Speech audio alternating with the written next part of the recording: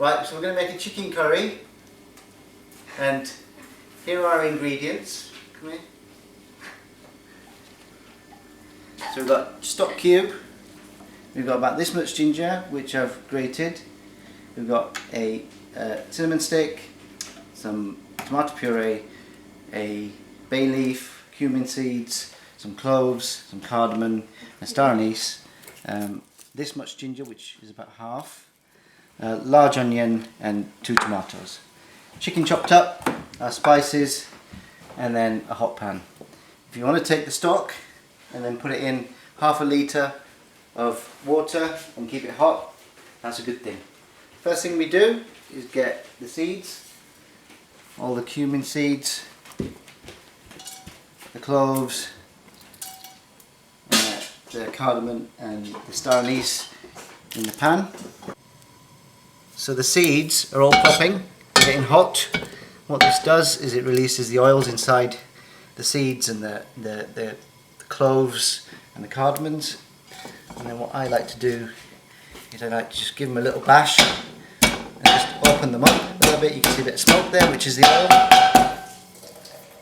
And at this point you then add, actually there's a chili seed as well, a little bit of oil, which is about a tablespoon. Actually get cinnamon in there as well, and the ginger. I actually chuck the bay leaf in as well. Cook off the ginger a bit, like this.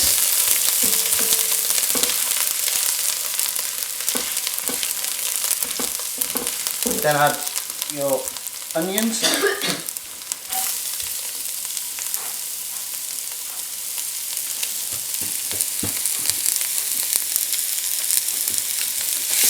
And cook them for about 3-4 minutes. Then add your garlic. So I cooked it for probably about 3 minutes, 4 probably too long.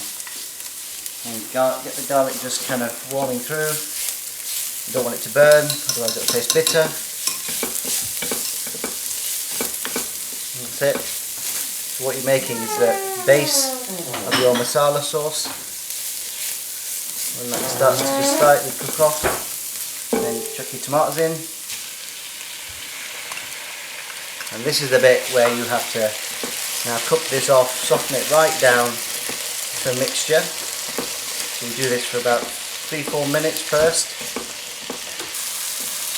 And I've been cooking for a few minutes. These are now starting to soften down, turn it down a bit, and this is where we add our masala. So, get steamed up. What you need to do is, depends on taste, add some cumin. So I had about that much for a whole chicken, just a little bit more. So that was turmeric, mixed coriander and cumin, so I probably had about 2 of them. The garam masala, about 1 of them. I like to add curry powder, so I heaped 1 of them, and a little bit of chilli. Depends how hot your chilies is, but I don't add too much because you get it in the ginger. And then you mix that around, and this is starting to create your masala paste. And it starts to smell really nice. Add a bit of salt to taste really. You can add it at the end if you want, if you don't want it too salty. And then just let that cook off a bit. I like to add then at this point some tomato puree, so about a heaped spoonful, about that much. In the meantime, make sure you've got your stock just bubbling away over here, so you can put that in nice and hot when it's ready to go in. So I just keep that on a simmer. And then here you just want to cook this through until it becomes a paste, and this could take up to 10-15 minutes. You might want to add a little bit of water to it just to loosen it off if it gets too thick.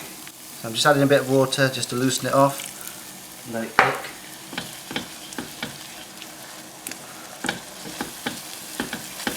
That's it, it's just creating a nice masala, and you just want that to cook slowly until it's softened right down into a paste.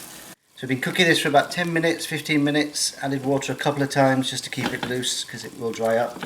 At this point you then add your chicken. I add boned chicken, includes all the nice stuff, including the carcass. So, and then you just basically coat the chicken all round with the masala, get the heat going a bit, because what you're trying to effectively do is seal the meat.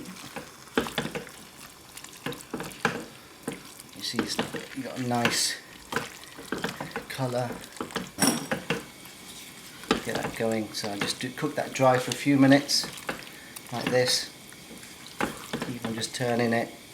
So now this has been going on the heat, dry like this for a while.